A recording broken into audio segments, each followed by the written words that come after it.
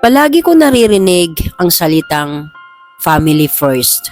Kumbaga, unahin ang pamilya. Pero paano mo gawin yon kung yung pamilya mo mismo ang magda-down sa'yo?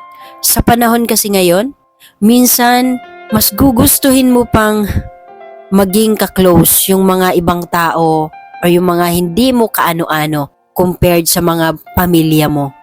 Dahil karaniwan, hindi naman sa nilalahat ko, pero marami pong nangyayari na mismong pamilya mo pa ang magda-down sa'yo, magbibigay sa'yo ng bad comments. Mas maigi pa nga yung ibang tao, minsan nakakaintindi pa sa'yo eh. Pero kung pamilya mo, minsan, sila pa yung pangit yung pakikitungo sa'yo. Ewan ko ba kung bakit. Pero alam nyo, yun yung pinakamasakit. Yung pakiramdam ng pamilya mo ay kalaban ka. Yung pakiramdam nila ay inaapi mo sila. Pero ang totoo naman ay gusto mo lang makatulong sa kanila. Pero minsan iniiba lang nila ng intindi. Kaya mahirap magkaroon ng pamilya na minsan hindi ka sinusuportahan. Mas maigi pa yung mga ibang tao.